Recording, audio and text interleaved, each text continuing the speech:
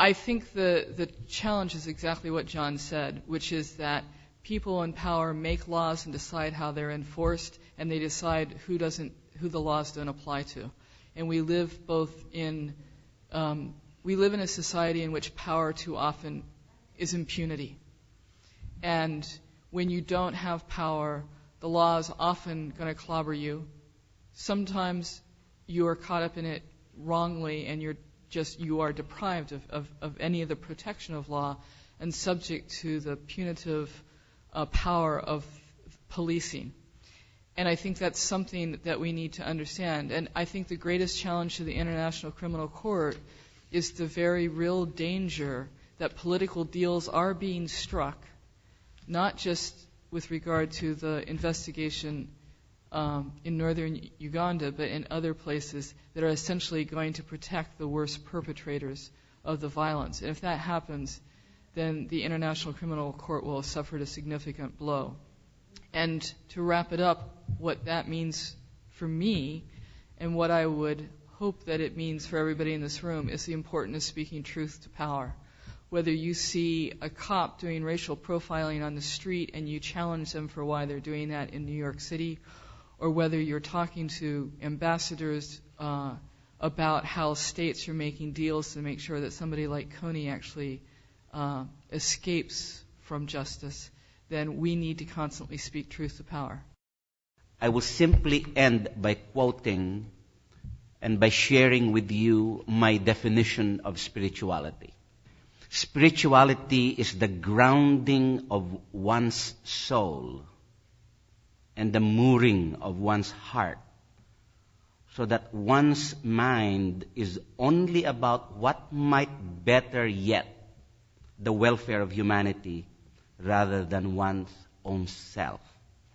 Spirituality is the deepest anchor from which human dignity draws courage. It is from spirituality that the width, the depth, and the breadth of human dignity are located. Human rights find sustenance in spirituality. When one loses and abandons his spirituality, one's ethical compass is jarred and one's moral bearing is lost. That we are examining, that we are inquiring upon human rights and revisiting the purposes of the International Criminal Court, I hope that the intersection between spirituality and law itself is not to be doubted. The quote I was saying earlier in my speech, and I think I have not quoted it well, it simply says, those who have less in life must have more in law.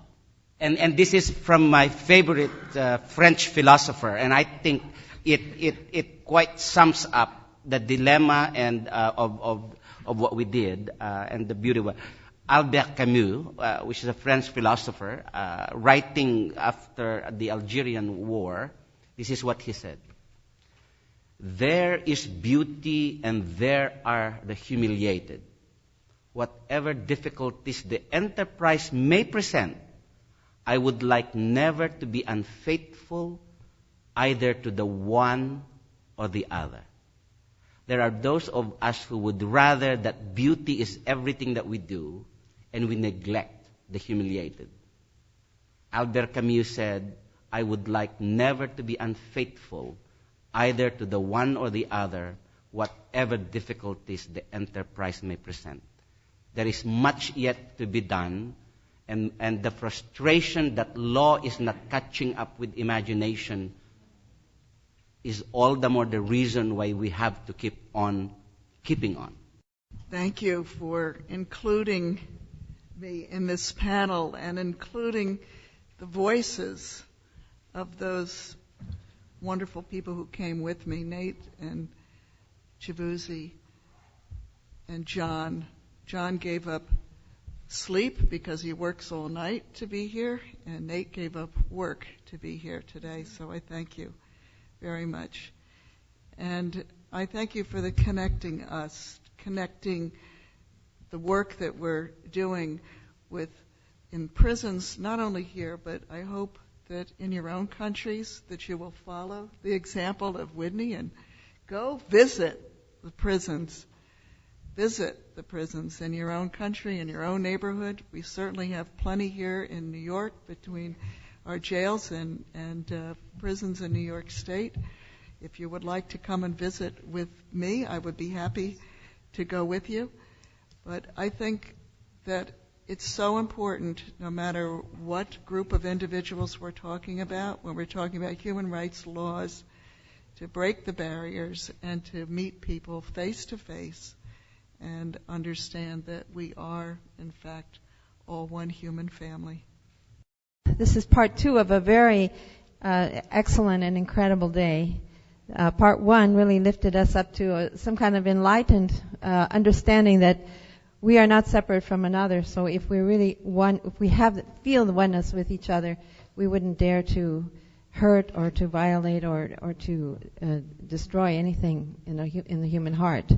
And so this afternoon, because we're not in this kind of enlightened world, and because the majority of people haven't reached that state, we need laws. And I think that this session was very, very important, brought us back down to earth and what we really have to do. We need international laws, we need national laws that are based on that kind of enlightenment to really bring the true justice. But meanwhile, while the world is still not a world of conscience, the law is very important, and I think we learned so much from each one of the speakers today. Really excellent panel to tell us the realistic situation and how to deal with our realities in this kind of a world. Thank you so much. Oh, and then Martha wanted me to read the quote of Secretary General Ban Ki-moon on human rights as an ending. Sorry. All right.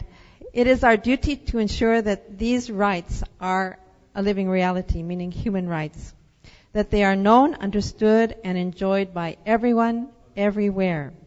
It is often those who most need their human rights protected who also need to be informed that the Declaration exists and that it exists for them.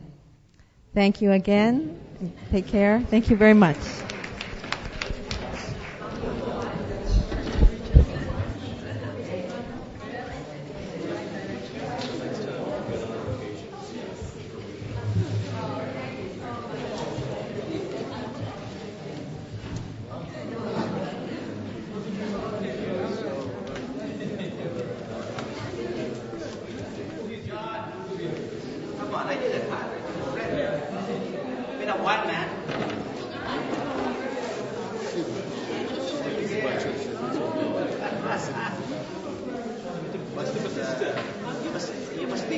You must at least be